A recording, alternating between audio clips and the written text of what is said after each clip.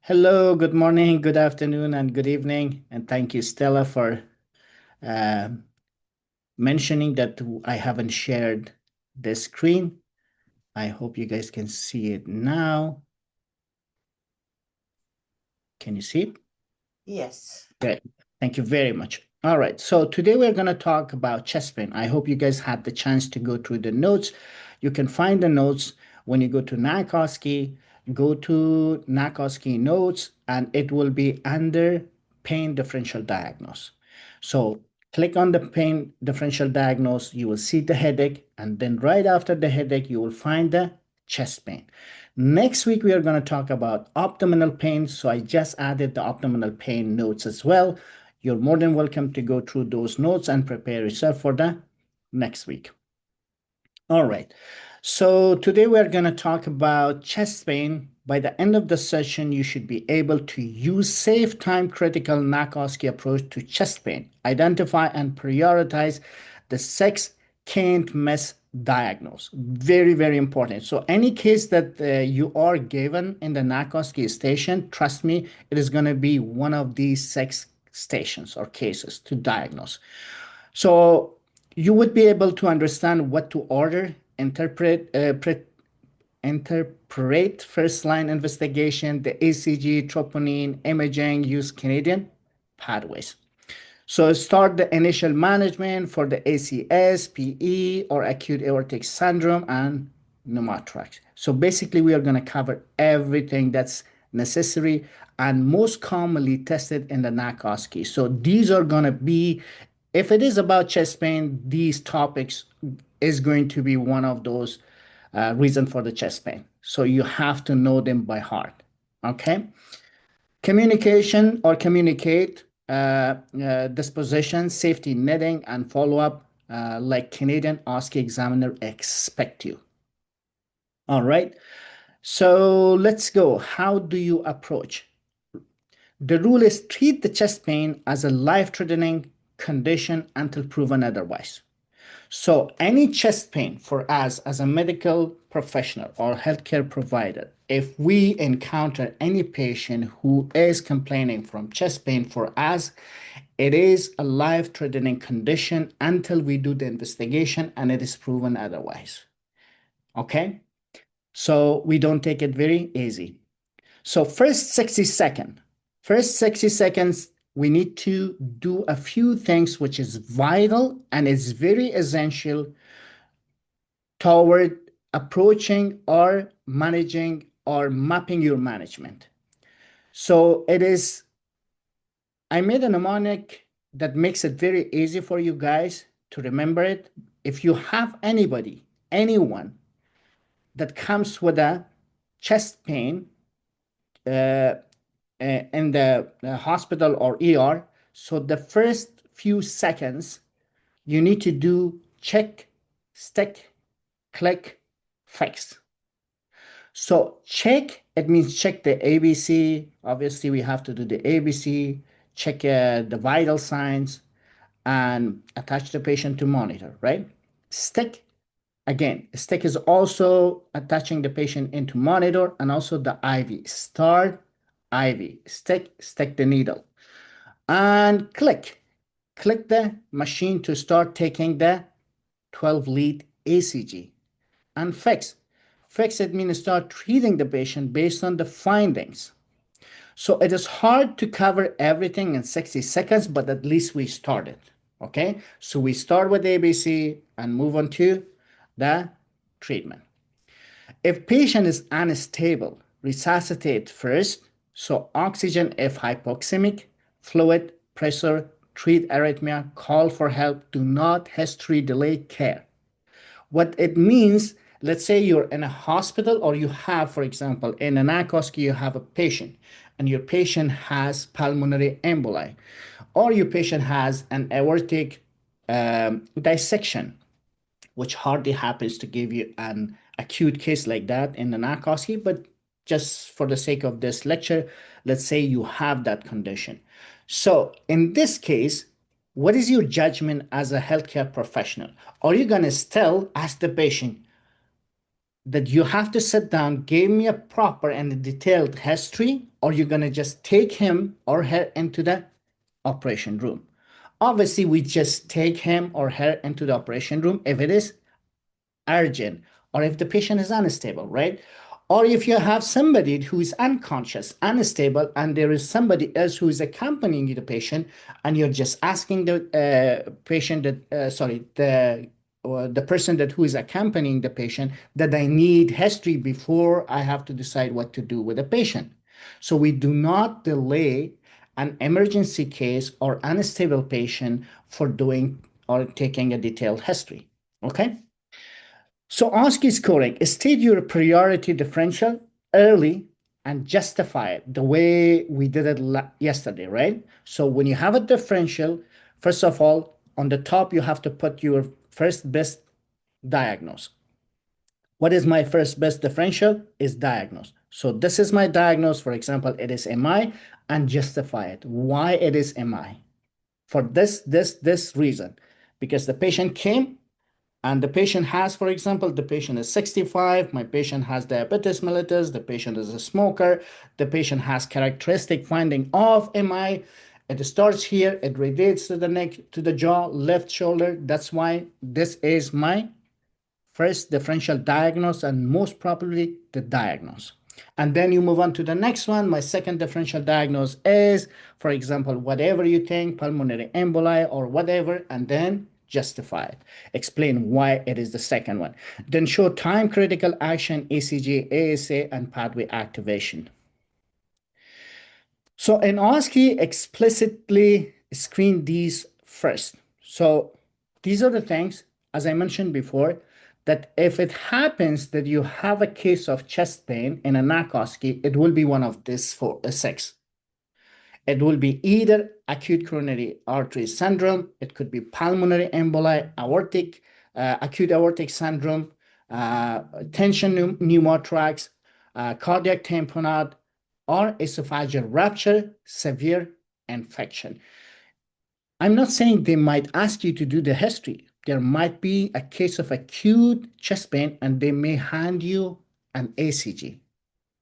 Based on the finding and based on the presentation and based on the clinical finding and ECG finding, what is your diagnosis and what is your management?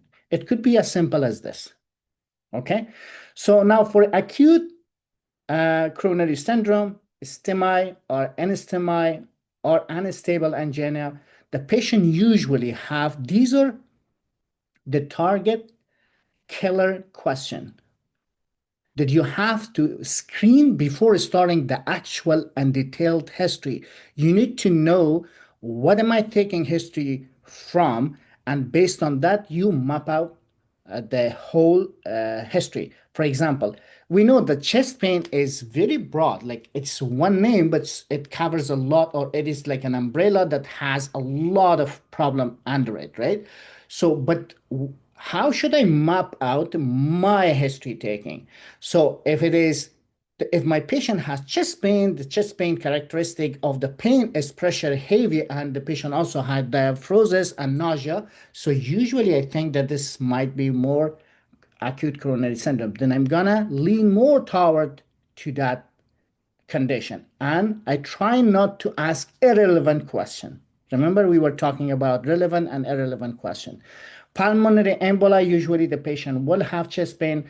Pleuritic dyspnea, it means the patient has pain when he is taking deep breath in and out.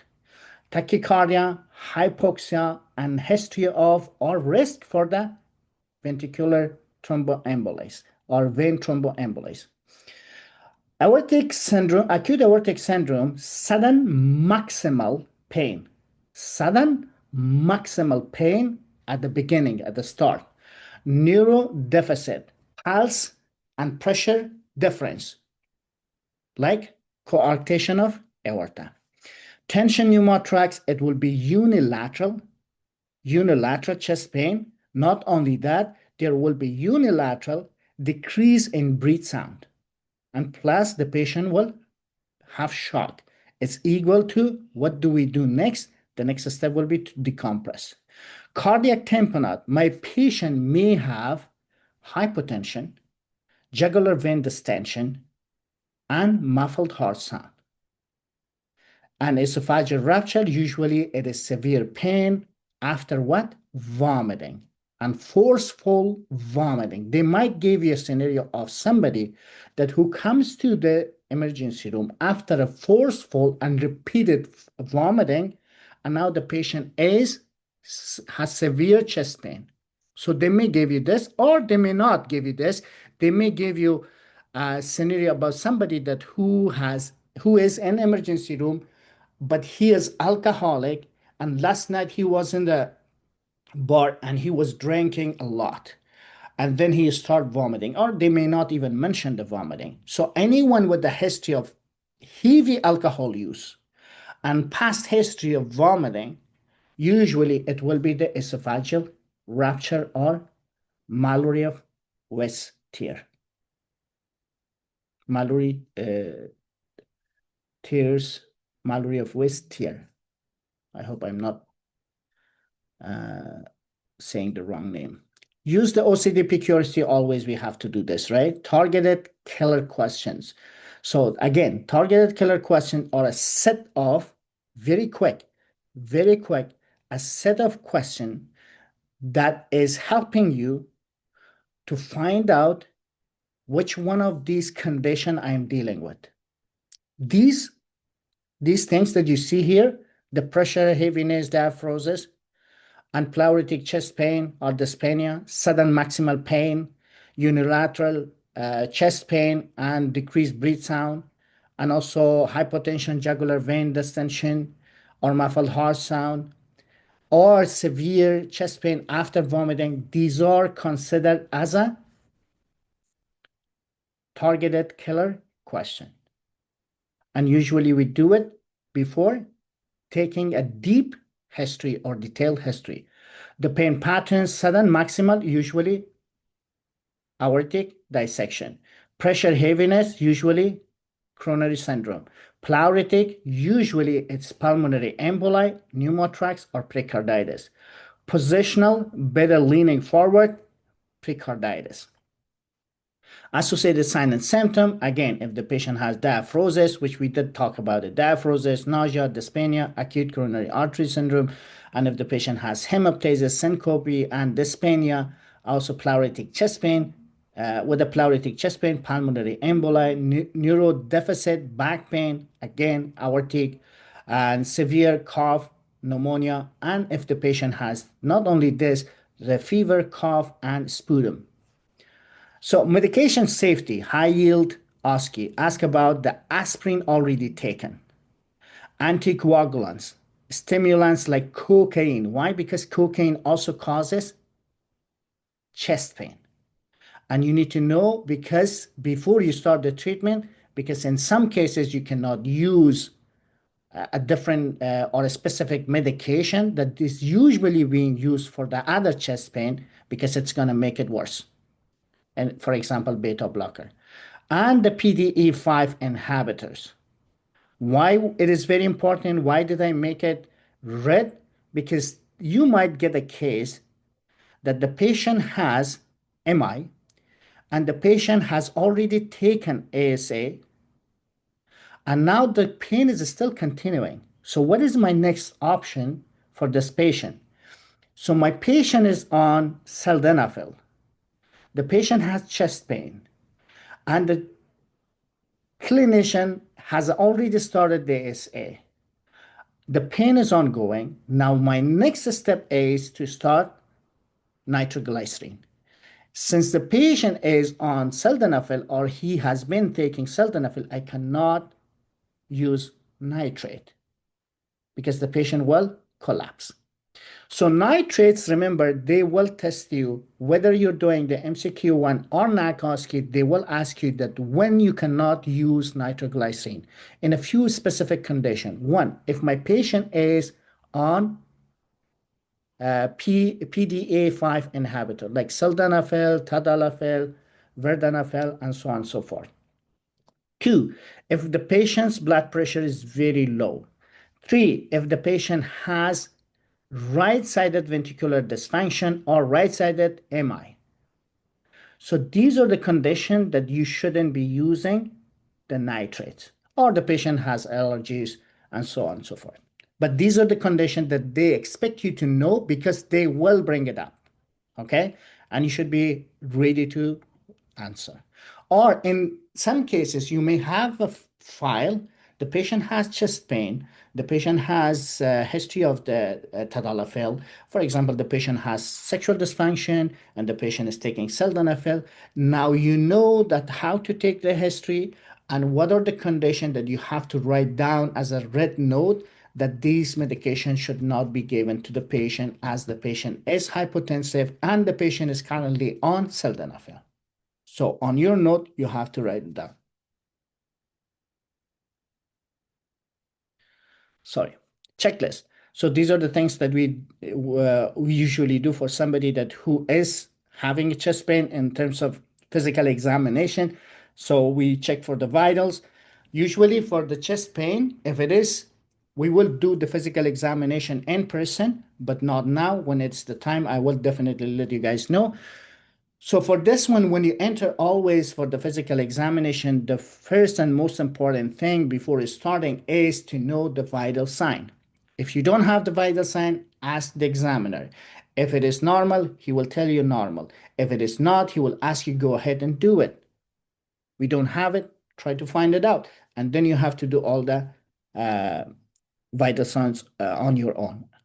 And it hardly happens. They never waste your time on doing the vital sign because this is so basic that a person from the third year medical university can do it, or the second year, right? So they're not going to waste your time on that. They will rather ask you to do something more specific or more special test rather than just doing the vital sign.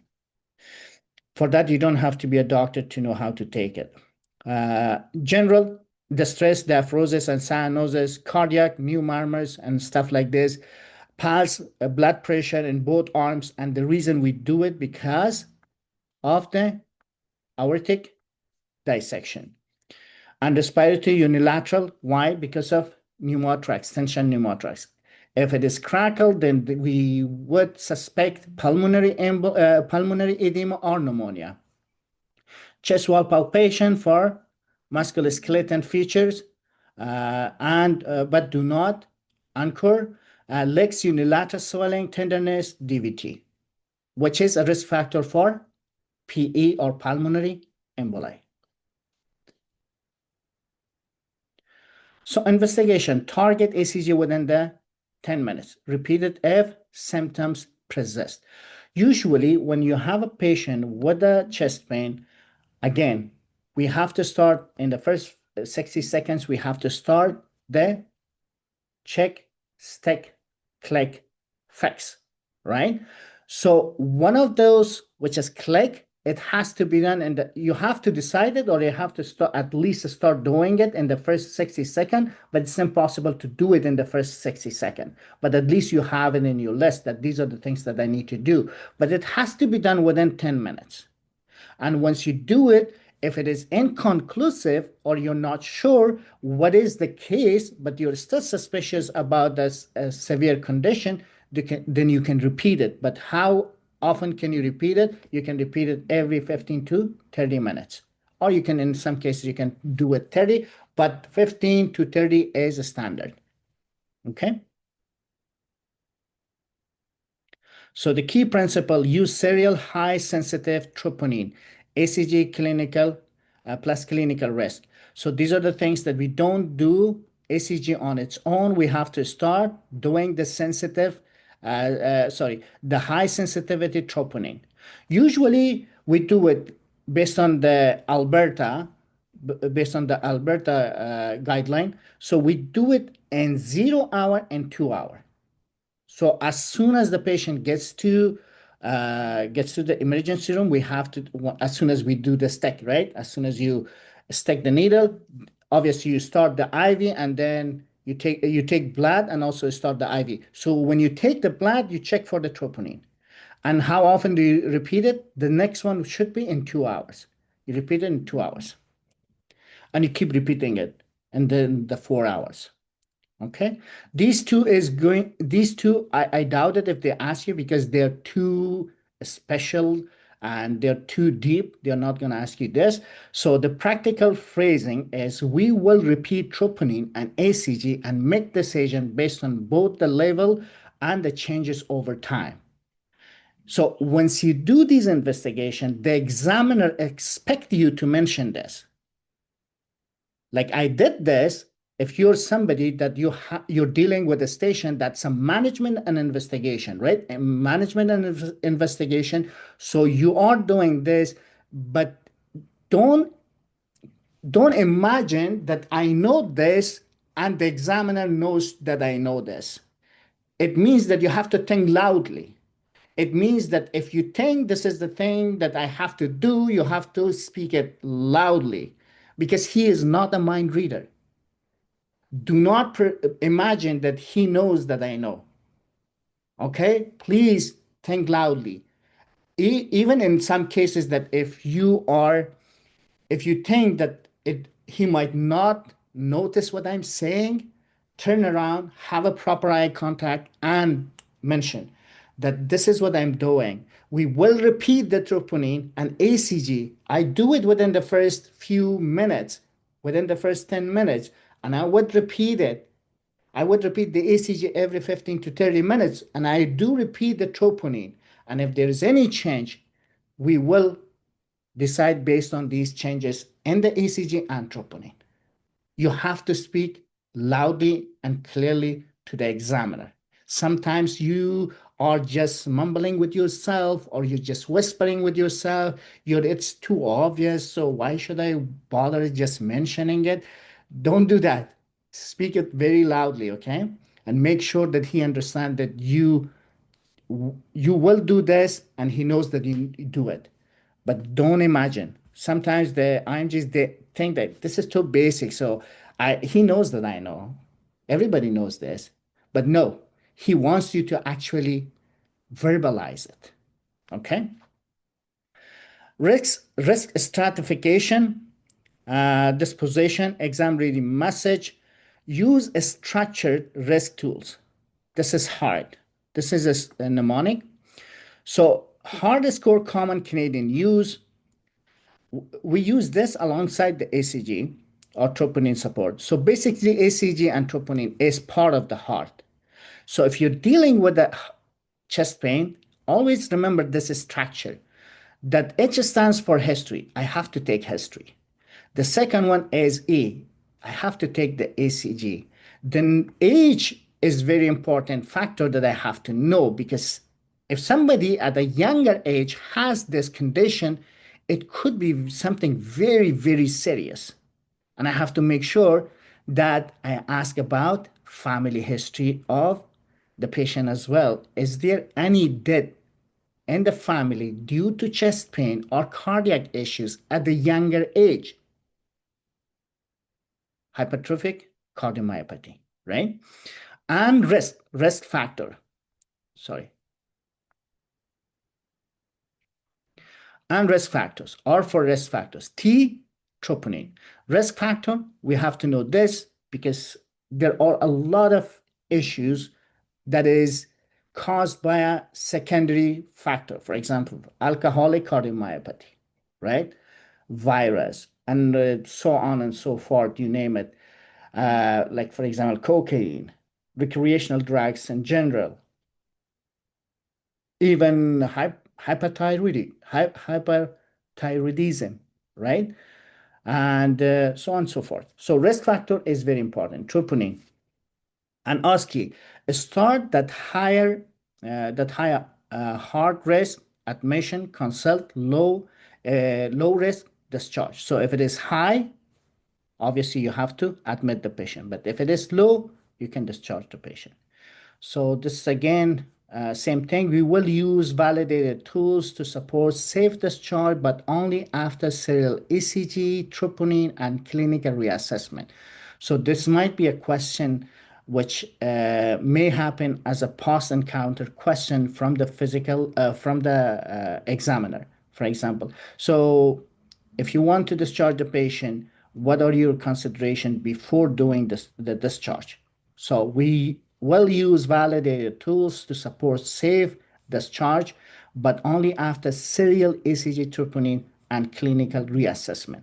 We will talk about this, that what, in which condition the patient has to come back. We will mention it. So in terms of management, core bundles. So ASA always on the top. If it comes to the MI, so these are the acute coronary syndrome. The initial treatment is always aspirin, right? Obviously, oxygen is there, but we never start oxygen if the patient is not hypoxic, which in most cases they will be. But oxygen, you use it when the patient needs it. So aspirin 160 to 325 is chewed if no true allergies or active major bleeding is present. Nitroglycerate for ongoing ischemic pain only if systolic blood pressure is adequate. Remember, we don't use it when hypotension, if the patient has right ventricular MI, or if the patient is on PDE5 inhibitor, sildenafil, vardenafil, and tadalafil. Oxygen only if hypoxic or significantly dyspneic. So analgesia, antiemetic as needed, early cardiology, involvement. So these are the contraindication of the nitrate. I think I did mention it. And this is for the aspirin. So I will reassess vitals after nitrate and monitor for hypotension. So maybe you have a patient and your patient has a chest pain. You started the aspirin and the patient is still having chest pain. So what is the next step? So these are the questions you may get in post-encounter. I will start the nitroglycerin. So if you do that, what do you check before you start it? Obviously, I check the blood pressure. I make sure the patient is not on PDE5 inhibitor. I make sure that it is not right side or right ventricular MI. So, okay, so it's not. The patient is a good candidate for the nitroglycerin. You started. So what do you do after? So I monitor my patient to see if my patient is improving. If not, I will repeat it. But before I repeat it, always I have to check the blood pressure. So these are the things that the examiner actually expect you to mention. These are only those knowledge aspect of the exam. Okay, we're talking about the knowledge aspect, not the communication and behavior. All right, the ECG diagnose active pathway immediately. So if it is STMI, confirm. ST elevation is the coronary territory. So if it is ST elevation MI and it's confirmed, we have primary PCI and then we have fibrinolysis. So for primary PCI, target door to balloon. PCI less than 90 minutes. What does it mean?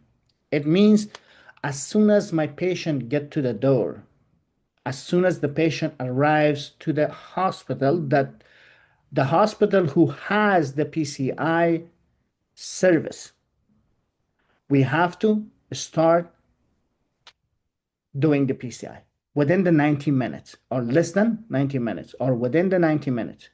Let's say if the patient arrived to the hospital, but this hospital does not provide the PCI or does not have the team to do it, but there is another hospital close by, like 20 minutes away.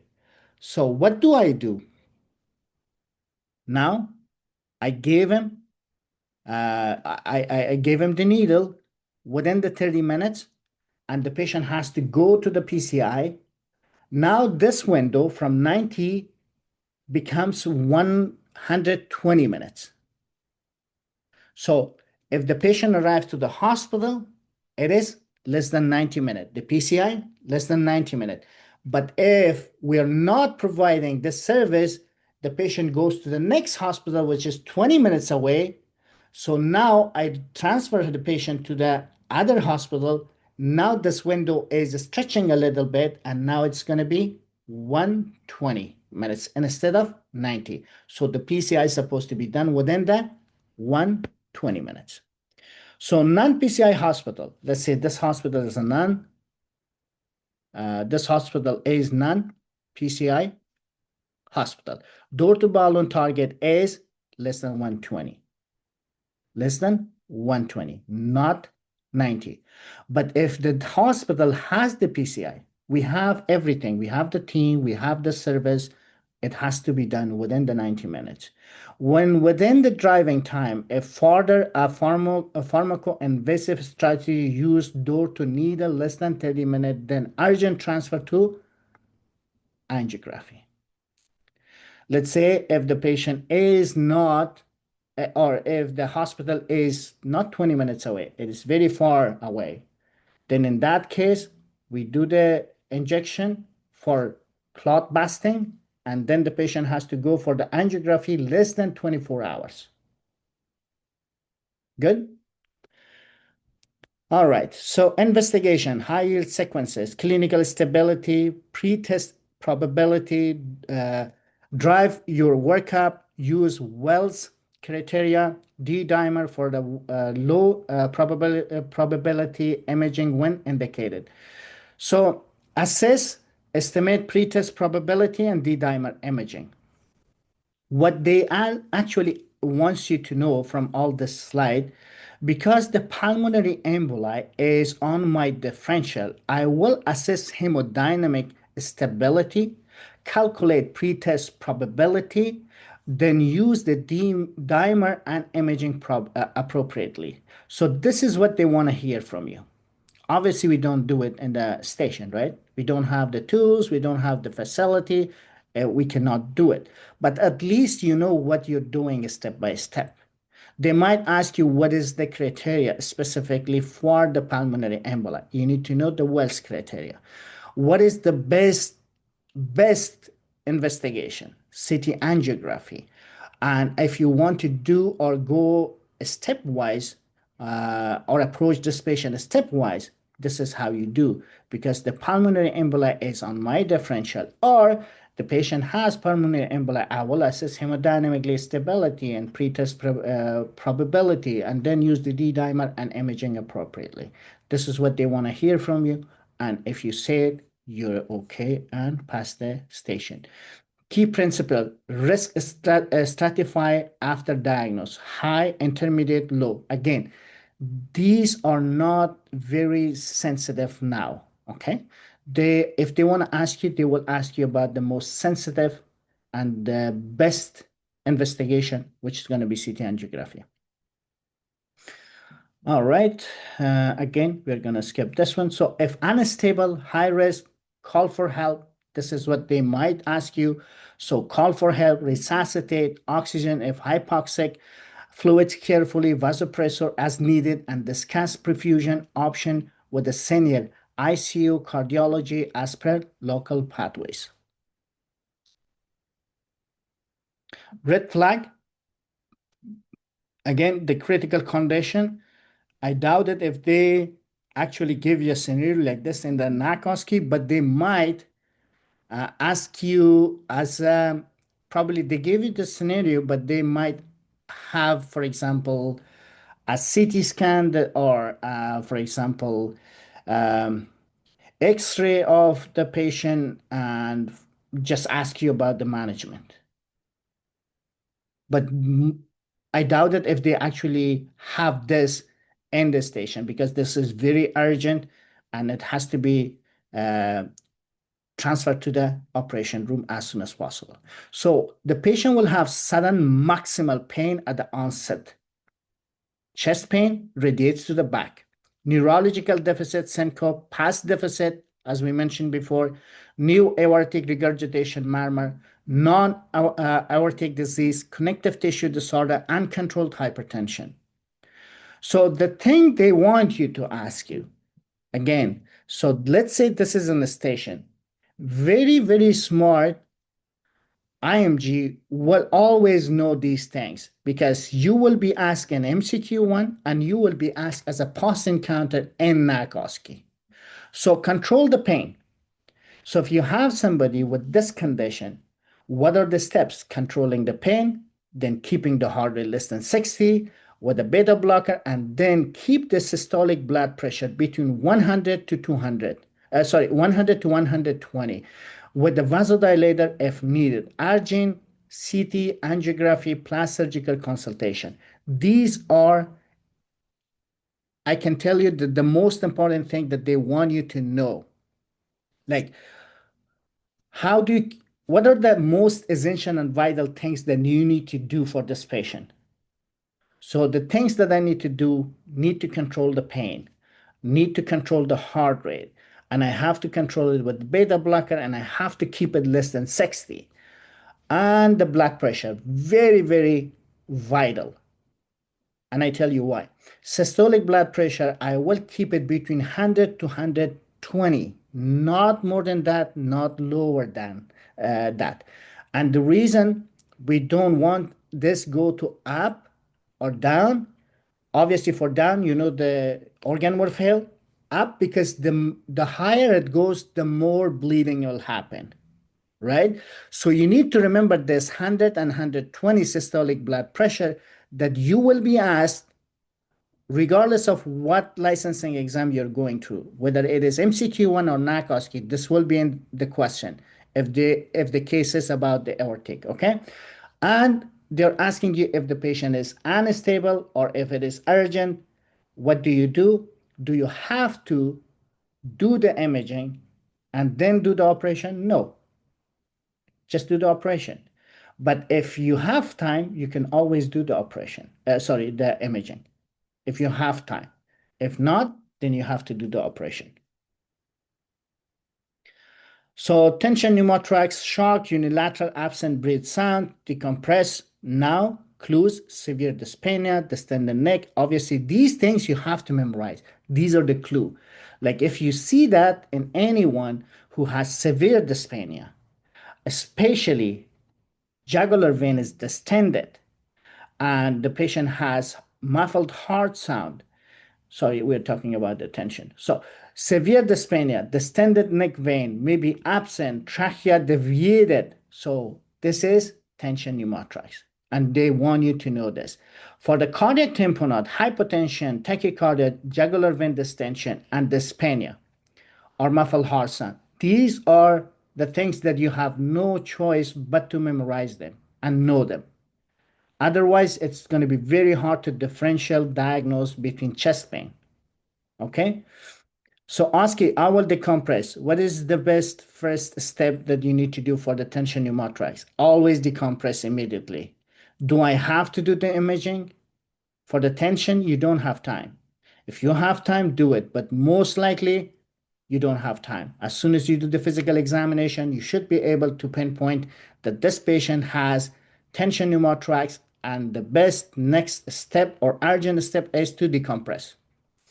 And for this one as well, hypotension, tachycardia, elevated jugular vein, dyspnea, muffled heart sound, bedside echo if available. See, it is bedside echo, so you don't have time.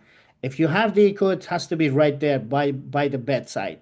So do it. An urgent drainage. If the patient is becoming unstable, you don't even have time for the echo. You have to drain it.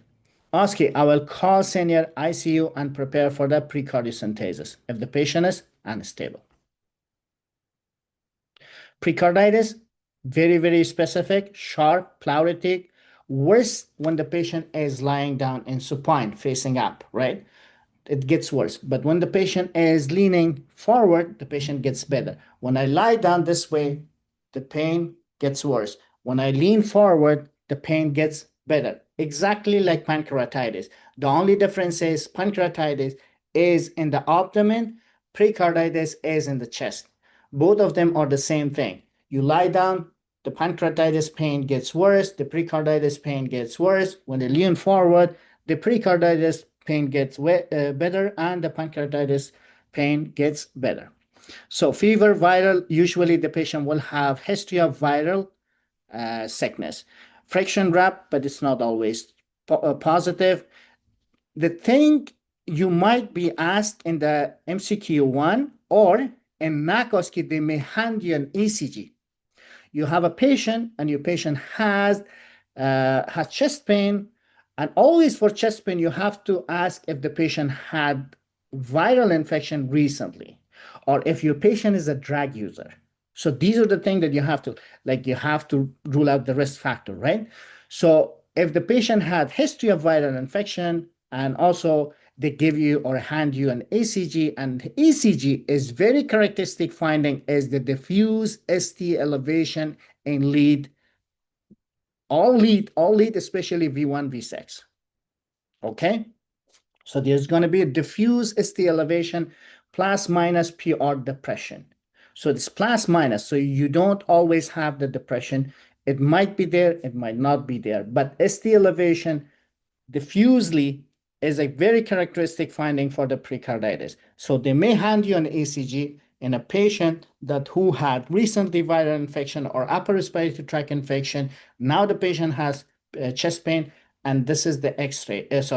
This is the ECG. What do you think? What's your diagnosis? And then what is your management?